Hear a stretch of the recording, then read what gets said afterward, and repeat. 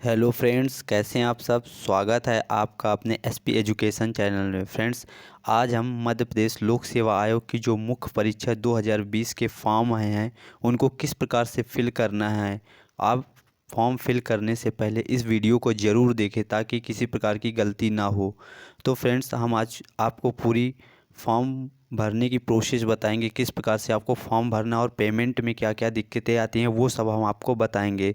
तो चलिए चलते हैं अपनी ऑफिशियल वेबसाइट एमपीपीएससी पर और वहीं से पूरा देखते हैं कि किस प्रकार से आपको फॉर्म फिल करना है। फ्रेंड्स, आपको वेबसाइट पर आकर के एमपीपीएससी का जो ऑनलाइन फॉर्म है उसको सर्च करना है और आपको कुछ इस प्रकार की वेबसाइट्स मिलेगी। इस प्रकार की जब आपको वेबसाइट्स मिलेगी तो आपको सबसे ऊपर ही दिख जाएगा कि राज्य सेवा मुख्य परीक्षा 2020। ये आपको जो है फॉर्म चालू हो गए हैं 24 फरवरी से लेकर के 23 मार्च तक। ठीक है। और आपका यदि अनपेड है यानी आपने पेड नहीं किया है तो यह 24 फरवरी से 23 मार्च तक कर सकते हैं। और किसी प्रकार का जो एडिट है वो फॉर्म में 1 मार्च से 25 मार्च तक आप कर सकते हैं। ठीक है। डुप्लीकेट यदि आपको रिसिप्ट या एप्लीकेशन निकालना है तो आप यहाँ क्लिक करके निकाल सकते हैं। तो फ्रेंड्स, अब हम देख लेते हैं किस प्रकार से इस फॉर्म को फिल करना है। ठीक है। तो चलिए आइए देखते हैं। तो फ्रेंड्स आपको क्या यहाँ पर क्लिक करना है। यहाँ पर आपको क्लिक करना है। जैसे ही आप क्लिक कर देंगे तो आपको कुछ इस प्रकार का इंटरफेस दिखेगा और आपको यहाँ पर टिक कर देना है। ठीक है। इसको आपको डाउनलोड कर लेना है और पूरे इंस्ट्रक्शन को पढ़ लेना है। पढ़ने के बाद आपको स्क्रॉल करके नीचे आ जाना है। जैसे ही आप नीचे आएंगे तो आपको आई एक्सेप्ट का ऑप्शन दिखेगा, इस पर आपको क्लिक कर देना है। जैसे ही आप क्लिक करेंगे तो आपको इस प्रकार का इंटरफेस दिखाई देगा और आपको यहाँ पर अपना रोल नंबर भरना है।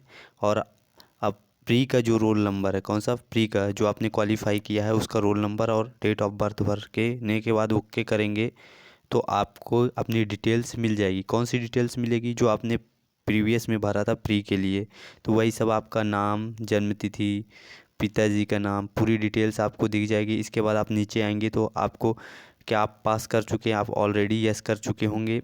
आपका यहाँ ग्रेजुएशन की डिटेल्स भरी होगी और यदि आप स्नातकोत्तर हैं यानी पोस्ट ग्रेजुएशन है तो आप भर सकते हैं। इसके बाद आपका यहाँ पर सेंटर्स पूछे जाएंगे। ठीक है। सेंटर्स में आपको क्या करना है? चूज़ करना है। ये जैसे आपको 9 सेंटर्स दिए गए हैं जिनमें से आपको 3 सेंटर चूज़ करना है। तो सबसे पहले आप जैसे मैंने यहाँ पर सतना चूज़ कर लिया। ठीक है। जैसे ही मैंने चूज़ कर लिया है। ठीक। दूसरा सेंटर जो है आप कुछ भी चूज़ कर लिए। जैसे मैंने इंदौर चूज़ कर लिया। ठीक। कौन सा? इंदौर मैंने चूज़ कर लिया है दूसरा सेंटर्स। ठीक है। अब तीसरा जो सेंटर है जो आपको चूज़ करना हो, मान लीजिए कि मैं भोपाल चूज़ कर लेता हूँ। ठीक है। क्या? भोपाल चूज़ कर लिया तो मैंने तीनों सेंटर्स भर लिए। अब आपको पेपर्स किस भाषा में देना है मुख्य परीक्षा, तो आप हिंदी या इंग्लिश, तो मैं हिंदी में मेरे को देना है तो मैंने हिंदी चूज़ कर लिया। ठीक। इसके बाद आप जिस कैटेगरी से बिलोंग करते हैं तो कैटेगरी की डिटेल्स यहाँ पर आप भरिए। यदि जनरल में है तो आपके में कोई ऑप्शन नहीं आएगा। ठीक। इसके बाद आप क्या करेंगे? यदि आप दिव्यांग श्रेणी के हैं तो वो डिटेल्स भरिए। भूतपूर्व सैनिक हैं तो वो डिटेल्स भरिए। ठीक है। मैं अभी यहाँ पर एससी का जो कैटेगरी है उसके थ्रू ये डिटेल्स भर दे रहा हूँ। ठीक है। ये जानकारी अब आपको दिव्यांगता के बारे में भरना है। यदि आप हैं, नहीं हैं तो छोड़ दीजिए, कोई दिक्कत नहीं। यदि भूतपूर्व सैनिक हैं तो आप भरिए, अंतर नहीं भरिए।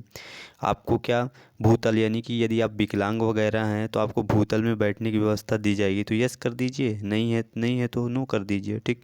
फिर आपको वर्तमान पता में आएगी आपका जो है एड्रेस भरा होगा। यदि आप दूसरा चाहते हैं तो नो कर दीजिए और यहाँ भर दीजिए। यदि वही रखना है तो आप यस कर दीजिए और कोई दिक्कत नहीं है। ठीक। इसके बाद क्या आप यात्रा भत्ता लेना चाहते हैं? यदि आप SC ST और OBC से बिलोंग करते हैं तो आपको यात्रा भत्ता दिया जाएगा, जिसमें आपको बैंक डिटेल्स सब कुछ यहाँ भर फिल करना होगा और यहाँ पर आपको पासबुक भरना होगा, अपलोड करना होगा PDF फॉर्म में। ठीक है। तो आप इसका लाभ भी ले सकते हैं। इसके इसके बाद यदि आप ये डिटेल भर दीजिए। यदि आपके में ऑप्शन आ रहा नहीं आ रहा तो आप इसको छोड़ सकते हैं। ठीक। इसके बाद आप अपना यहाँ पर मोबाइल नंबर और ईमेल एड्रेस वो पहले से फिल होगा तो आप उसको चेंज भी कर सकते हैं, नहीं भी कर सकते हैं। ठीक है। इसके बाद आपको क्या करना है?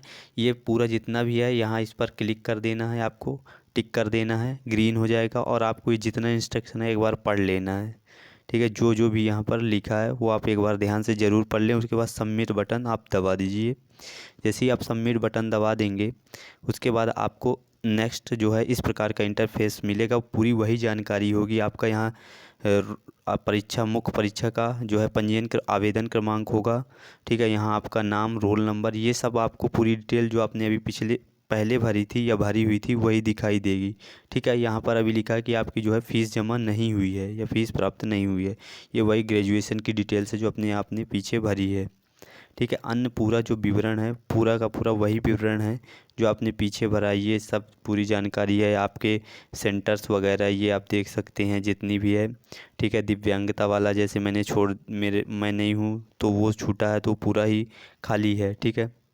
ये पूरी आप जानकारी जो है एक बार अच्छे से चेक करें, एक एक चीज़ चेक करें, उसके बाद ही आप जो है फाइनल सबमिट करेंगे। क्योंकि यहाँ पर अभी आपको एडिट हो सकता है लेकिन इसके बाद एडिट होने में आपको दिक्कत होगी, ठीक है। तो आप हर चीज़ आप अपनी चेक कर लें, उसके बाद जो है इसको सबमिट करें। ये देखिए आपकी यहाँ पर प्रोसीड टू पेमेंट का ऑप्शन आ जाएगा। ये आपको पेमेंट दिख रहा होगा। टोटल 440 रुपये मेरी पेमेंट है, ठीक है। तो आप भी आपका जितना भी पेमेंट हो तो आप उसको जो है प्रोसीड टू पे करेंगे और इस प्रकार के ऑप्शन आएंगे। आपको net banking, credit card, UPI जिससे भी करना है आप इसको कर सकते हैं। मैं इसको अभी फ़िलहाल अपने यूपीआई पेटीएम के थ्रू करूँगा, ठीक है। तो आप देख लीजिए किस प्रकार से करना है। आपको यूपीआई पर क्लिक कर देना है। जैसे ही आप क्लिक करेंगे और डिटेल भरेंगे तो ये इस प्रकार का ऑप्शन आपके सामने आ जाएगा। 440 रुपये आपका रेफरेंस एप्लीकेशन नंबर आ जाएगा, ठीक है। आप इसको सबमिट कर दीजिएगा। जैसे ही आप इसको सबमिट कर देंगे और फिर आपका जो है पूरा प्रोसेस सबमिट हो जाएगा। सबमिट होने के बाद आपको क्या करना है मैं आपको बता देता हूँ। आपको डायरेक्ट जैसे ही आप पेमेंट करेंगे वहाँ से भी आप प्रिंट कर सकते हैं। यदि आप नहीं करते हैं तो आपको एक ज़रूर याद रखना, आपको अपना एप्लीकेशन नंबर ज़रूर नोट कर लेना है। फ़ीस पेमेंट होने से पहले आपको एक एप्लीकेशन नंबर दिया रहता है, वो आपको नोट कर लेना है।